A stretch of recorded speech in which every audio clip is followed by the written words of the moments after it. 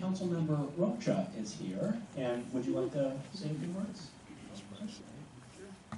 I didn't want to interrupt you in the middle of your meeting. No, it was a good time. It's a perfect time. So I'm sorry for the dress. I was coaching. I coach my daughter's soccer team, and it's a big obligation. I made a commitment to these 15 girls and those 15 girls' parents, and I take it very seriously. So I'm sorry I had to show up like this, not in a suit and tie, but I was committed to running their practice. So thanks for having me.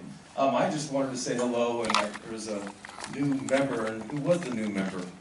That you're, well, welcome aboard. Okay, well, welcome aboard. Thank you for your service. Real briefly, I want to talk a little bit about two changes, and staff may have provided those changes that were adopted at council. Did you update them on those yesterday? Briefly. So one of the attorneys from the attorney's office that there was policy 0-4 that was revised and approved last night. We didn't go into detail. Oh, okay. I'd like to mention a few. No, I just think the recommendation that we put forward and adopted, which is requiring, I believe, a requirement now, it's not a discretionary or an optional, to have the recommendations from the commissioners, from the commissions when we're adopting council items in area. So we're going to know what the commissions recommended. We ask for your service and we ask of your time, so the least we can do is listen to what you're recommending through these commissions. I also have said a number of occasions that I truly believe we aren't utilizing our commissions as well as we should and could. That's lip service unless we start doing it differently. So I keep reminding myself when we get to an opportunity or an item that's of utmost importance to ask the question, did we go through the commissions on this? Whether it's the medicinal marijuana one in the past, whether it's the business tax modernization, whether it's a number of these big items that the city's tackling, it'd be really important to have the commissions weighing in on those. And I know the scope of your commission is a little narrow, or depending on from your vantage point, but I think if we could slip some more to you guys to get your feedback and give you something meaty to chew on, I think we'd be doing all of us a better service. And there was another one. Did you talk about the item Councilmember Oliveria withheld for those two? Okay, so you did. Now that one's going to come back to council, I think, in 2 weeks. Is that correct? August 30th. Okay. So at that point, then we'll, I guess, have a policy discussion. And I'm not entirely clear on the scope of our discussion around that item on the council. I'm interested in seeing it. I do have some concerns about how we're handling one particular appointment or two particular appointments any differently from the others. But again, I'm always open to having a policy discussion and hearing different opinions. So I'll leave it at that, and I'm looking forward to that dialogue, and I'm sure you folks will as well. Now, when's your next meeting? Do you know when the next meeting is set up? September 14th. September 14th. Got it. Thank you. Let me also talk about a few other items that the city's working on. And again, I really would encourage you to challenge staff when you think there's an item that the council is considering that you think might fall in your purview. Not every item falls in the purview. The city's tackling some major items, and I just listed a few of them. The business tax modernization. We've already kind of tackled medicinal marijuana quite a bit. The general plan update and review is a huge item. The sales tax increase that we just passed is a huge item. Rent control, mobile home park protection, our Measure B pension reform update.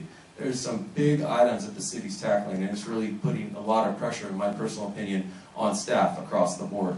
These are a lot of big items for them to be working on. There was a period of time where we weren't really tackling a lot of major policy issues, and really the gate's open, and we're doing some work. But again, it's the scope and the scale and the allowance of staff to be able to work on these major items is a significant amount of work, so let's all be cognizant of that.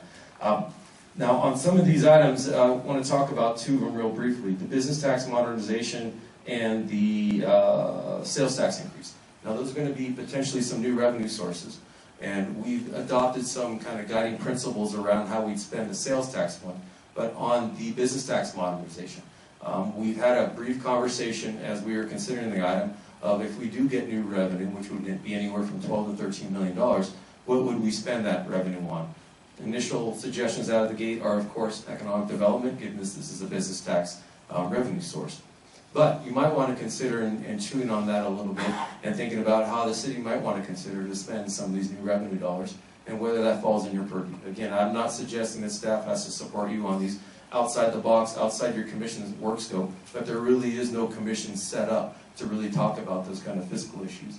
So give it some conversation, and please take the input from staff, and if they truly believe that it doesn't fall within your purview, or that you don't have the bandwidth for it, try and take their suggestions, but I would encourage you to have that conversation. Let's see, what else? Those were really just the other items that I wanted to talk about. And I'm here to answer any questions if you have any for me. I don't have anything further. So, thank you for your service, thank you for your time, thank you for accommodating me in my informal way. Yes, sir. Thank you very much Of course. for coming, really. We really appreciate it. I wish you possibly had come last year, just to hear what you said, and we really appreciate you doing that. Okay, and in the future, if there's a particular policy item that you're interested in hearing from a council member on an important one, or if you really want to hear from me on every item, I would encourage you to be a little more picky and choosy around which ones. But please let my office know. I mean, oftentimes Andrea's here, if not every meeting, or you can just pick up the phone and call my office. And if you really think it's important to your commission and your work and doing the city's work, let me know and I'll come in and I'm happy to give you my insight on some thoughts. That's probably one of my worst attributes, is that I'm too open to give you my honest opinion. So if you ask me, I'm liable to tell you what I think about it, good or bad. So, any other questions? Happy to. Yes? Is there anything you think we could do to positively impact the budget? Well, I'd have to. Other than say which bucket the money goes in? Is there any way we can help? In terms of the expenditure of the budget and what we spend it on, or no, is there any how way we can help get a larger bucket? for the city as a whole? Well, those two new measures that I talked about, initiatives, are two significant ones. I can't recall the sales tax. I think is going to generate anywhere from $32 to $36 million, and then the business tax potentially 12 to 13. So, you know, that's 47, almost 50 million new dollars that we haven't identified except for a spending plan. Would the Brown Act prohibit us from advocating for those? Advocating for how those dollars are spent? No, for the items that. Oh, for the one that's coming up on the business tax modernization? I don't think the commission can take positions, yeah, on political initiatives. Too bad. But you can as an individual. Okay. And I would encourage you to get as much information as you can about that item. We hadn't updated that in over 30 years, and there was no increase set in place, so it's been stagnant for quite some time. And there's a lot of folks on board with this. The business community has been lukewarm, supportive, not opposed, which is an important component, and I'm very proud of them for doing that. And I think, again, how we spend those new dollars, whether it's street pavement, whether it's public safety, whether it's investing in our staffing, because it's pretty light, especially as you see the parks in the area. Those are definitely struggling for some maintenance. So there's a whole host of items that you could encourage the council to talk on. But again, I think within a agendized item, with staff supporting you to talk about whether or not they think that falls within your purview, or if you should just pursue that during the budget cycle. But again, I'd be interested in hearing what the neighborhood commissioners think about this. Thanks. Of course. That's what we asked you to sign up for. Yes, sir. Do you see real value with this commission?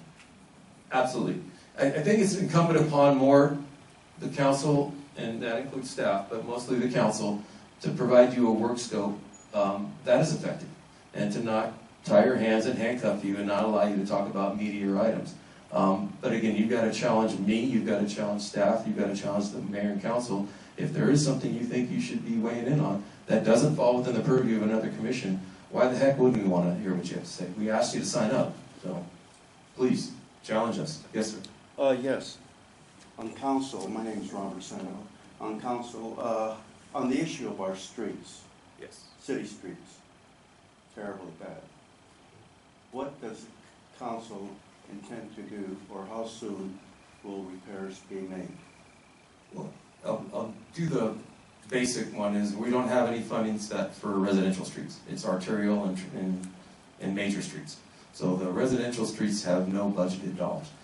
There is a transit tax that's going to be on the ballot. That's a county-wide in November, and that has a significant amount of money dedicated solely to pavement management. So that's going to be the first one. The sales tax we just passed also had dollars set in there. And in our past budget, we put more money in than we have in past years. So between those three new sources of funds, the conversation is going to happen over the next fiscal year. So next March, May, June, we're going to really talk about, hopefully we'll get those new transit tax dollars, and then our sales tax is going to start kicking in, and hypothetically, potentially the business tax, how are we going to prioritize how we're going to spend those dollars, and is that going to fall within street pavement? I would expect that it will. There's a number of council members that are extremely vocal. I'm vocal, but there are some that are even more vocal than I am on street pavement. Councilmember Johnny Camus is one who has been kicking and screaming that we need to dedicate dollars to that a lot more. So I would expect the mayor and council will. I think we're aware of it, but it's just a matter of prioritizing, especially with the public safety issues and the staffing issues we've had. But those are 3 new sources, so you're going to see some money going in. Is it enough for us to move from just the arterials and the major thoroughfares to residential? That's something that staff's going to have to do analysis on. Hopefully we're going to ask them to do that analysis, and they can come back and say you could dedicate this much to maybe residential streets and start investing in our streets again. I hope we can get there, but again, we have to add up the dollars and see what we get annually. Okay. Good question. Yes? Hi, 2 of the commissioners who were elected by their caucuses weren't sworn in tonight, or they weren't approved. I don't know about the formal process, and you mentioned it earlier. Can you say some more about that? And I guess particularly, can you say something about the role the city council plays in relation to the commission? I have a real concern that well, I'll let you speak, but Go ahead. it I'm seems interested to in me your time. to be dampening and chilling enthusiasm and people's willingness to vote if, at a council meeting, their participation is cut off, overridden. So there's 11 of us, and that means 11 different opinions. And there was the opinion of one council member who felt that having commissioners, whether repeatedly in a bad way, but had consistently been elected from a particular part of the district, was not representative of the district and the commission. That's one person's opinion. For me, we set up a process and we ask the residents to select, and if they want to select a person from the same street, same block, same corner, that's well within their authority, because that's what we asked of them. Now, timing-wise, I would be more supportive of having that conversation if we want to continue the process that we committed to, that we explained and set up, and then have that conversation after the fact for the next cycle.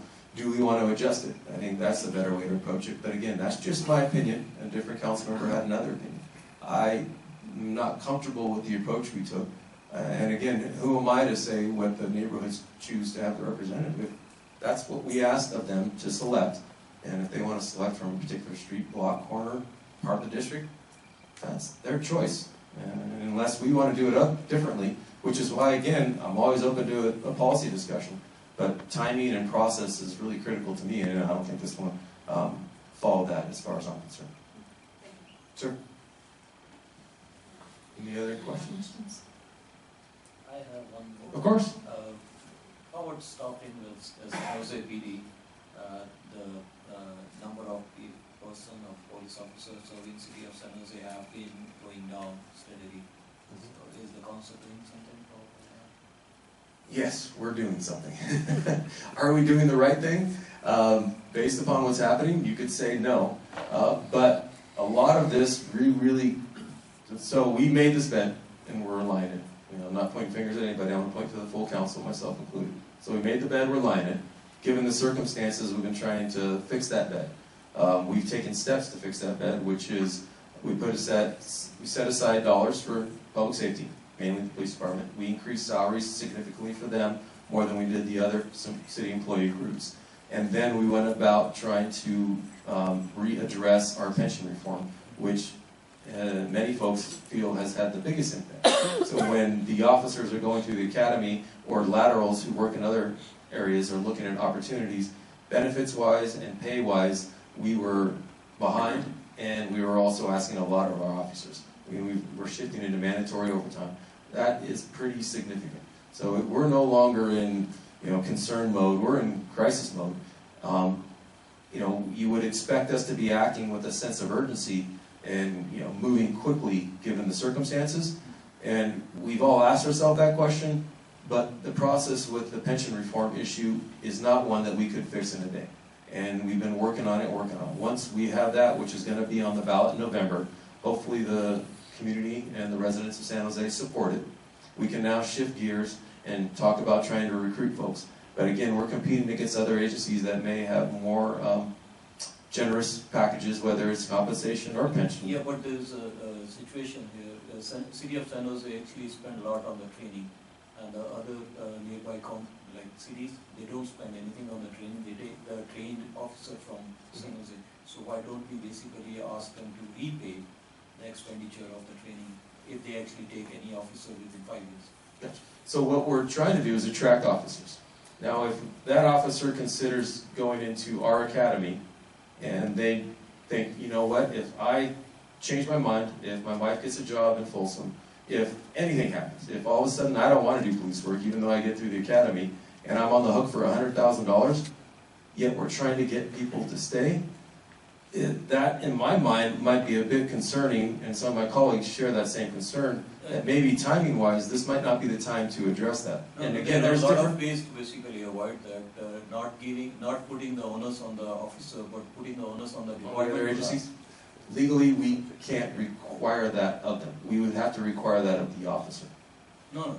See, there are codes over there. You can actually ask if agency pursue an officer within 5 years, they will have to actually pay the.